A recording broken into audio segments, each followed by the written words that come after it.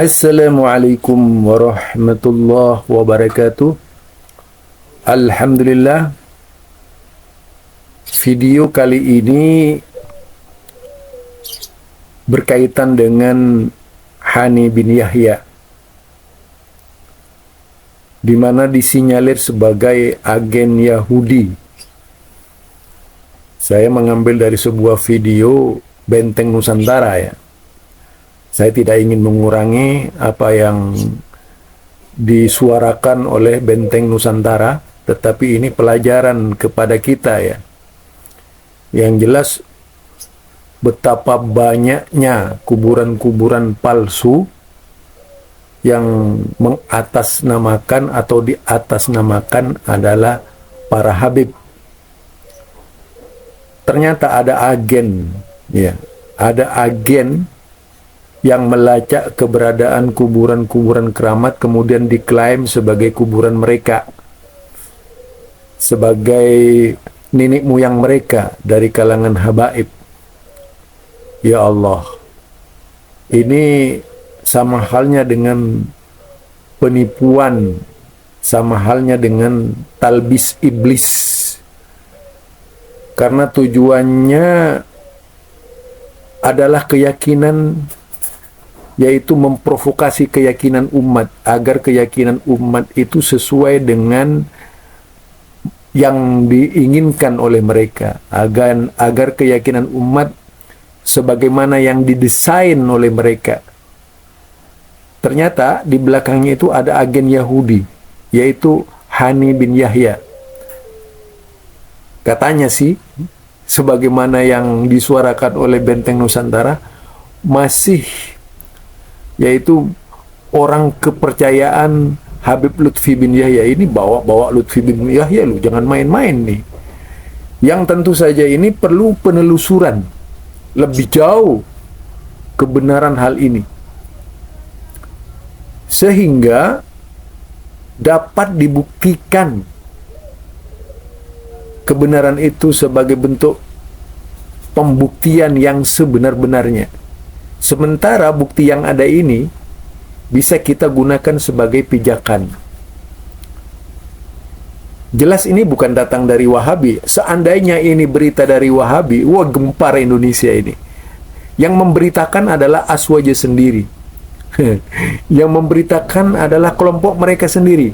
Siapa Hani bin Yahya itu? Menurutnya adalah agen Yahudi. Agen Yahudi kepercayaan Habib Lutfi bin Yahya. Semoga kita semuanya, jika benar, terhindar dari kedustaan-kedustaan yang ada ini, dan kita berlindung kepada Allah dari segala bentuk dusta yang dijadikan patokan, hujah, dan sebaran oleh mereka sebagai pembenaran terhadap sesuatu yang tidak ada menjadi ada. Keyakinan-keyakinan TBC meluas ini karena kuburan tadi, yaitu tahayul bid'ah dan hurafat ini karena kuburan, jelas karena kuburan. Apalagi banyaknya kuburan palsu yang dicetak oleh mereka sebagai nenek moyang para habaib. La haula wala quwata illa billah. Jadi saya tidak ingin mengurangi berita yang ada, saya ingin menyampaikan sesuai dengan yang tertuang di dalam video ini, yaitu dari Benteng Nusantara. Anda bisa mendengarnya, Anda bisa berkomentar langsung. Nah, silahkan.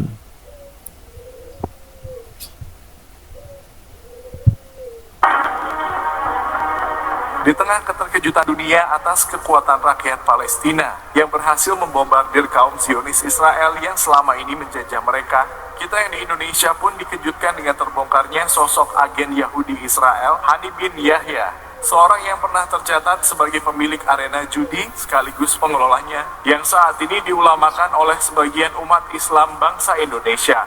Pada awalnya kita hanya ingin mengcounter doktrin Hani bin Yahya yang mengatakan segala macam kajian, segala macam tesis, jika hal tersebut menimbulkan perpecahan, maka itu adalah sebuah kebohongan meskipun datanya benar. Sebenarnya doktrin inilah yang pada awalnya ingin kita counter dari dia. Namun ternyata ada pernyataan lain yang membagongkan kita semua, yang mana ia mengatakan Rasulullah secara langsung meridhoi pekerjaan merampok daripada mengemis, yang tentu saja pernyataan ini akan berpotensi besar menyesatkan umat Islam. Melihat kebodohan dia dalam menafsirkan pemahaman-pemahaman ilmu agama, membuat kita mempertanyakan bagaimana riwayat dia. Kok bisa-bisanya orang bodoh seperti dia dianggap sebagai seorang ulama?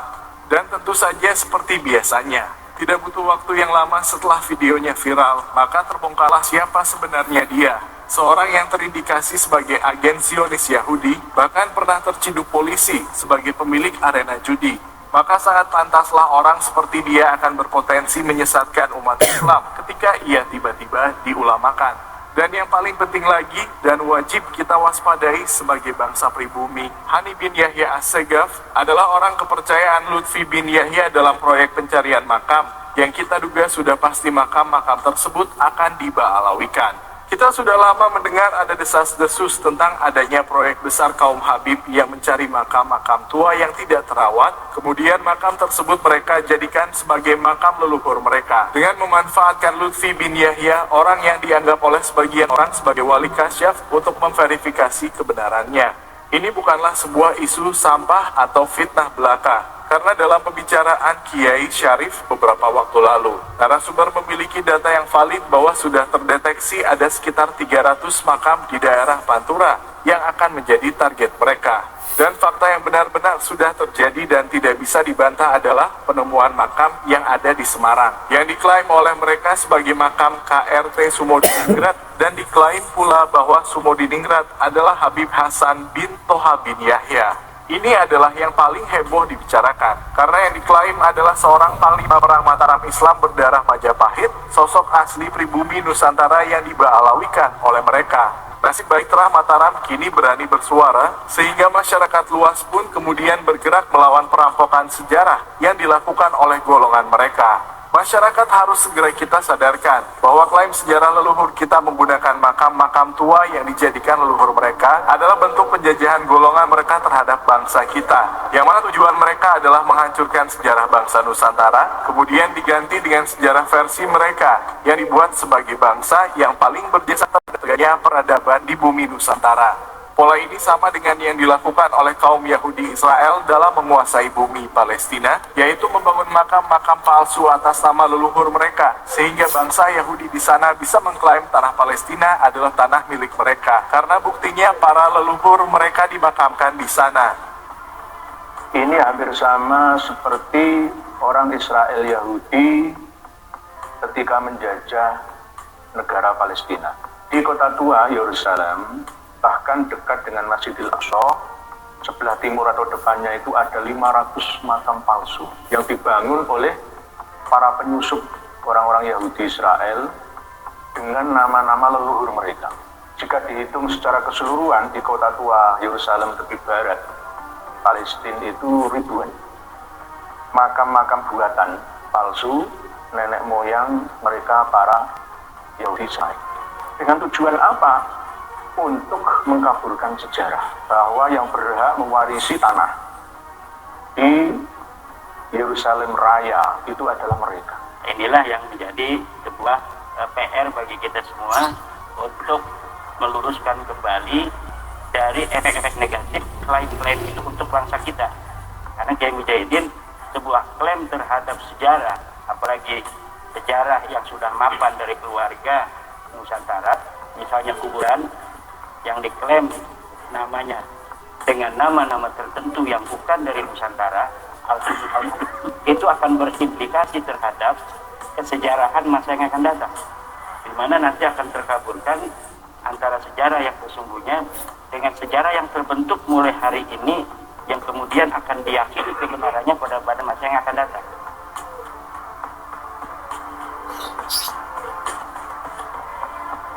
Polanya sama dengan Yahudi Israel dalam mengklaim tanah Palestina sebagai tanah leluhur mereka, yaitu dengan membangun makam-makam palsu atas nama leluhurnya, kemudian dijadikan sebagai bukti sejarah bahwa kaum Yahudi Israel lah yang paling berhak atas tanah Palestina, dan makam palsu itulah sebagai bukti sejarahnya. Melihat kasus yang terjadi di Palestina, tidakkah kita sebagai bangsa pribumi Nusantara belajar dari kejahatan kaum Yahudi di sana?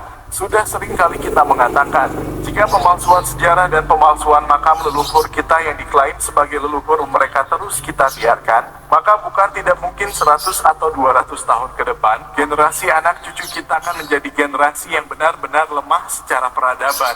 Karena sejarah yang ada pada masa itu tidak berpihak kepada anak cucu kita sebagai pewaris sah bumi Nusantara. Memang yang dialami bangsa Nusantara tidak akan separah yang dialami bangsa Palestina, karena bangsa kita adalah bangsa yang besar dari segi jumlah dibanding kaum yang menjajahnya.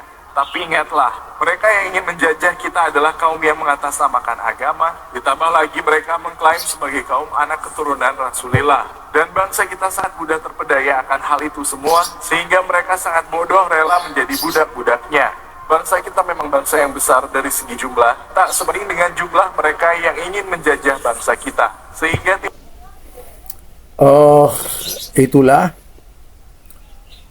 paparan dari Benteng Nusantara sekitar Hani bin Yahya. Jadi Habib Hani bin Yahya, agen Yahudi ya, yang berkeliaran di Indonesia dan memiliki cerita hidup yang sangat luar biasa ya, bahkan berurusan dengan kepolisian dan sebagainya, yang ternyata adalah agen Yahudi, orang kepercayaannya Habib Lutfi bin Yahya. Kalau ini benar, ini akan mencoreng nama Habib Lutfi bin Yahya.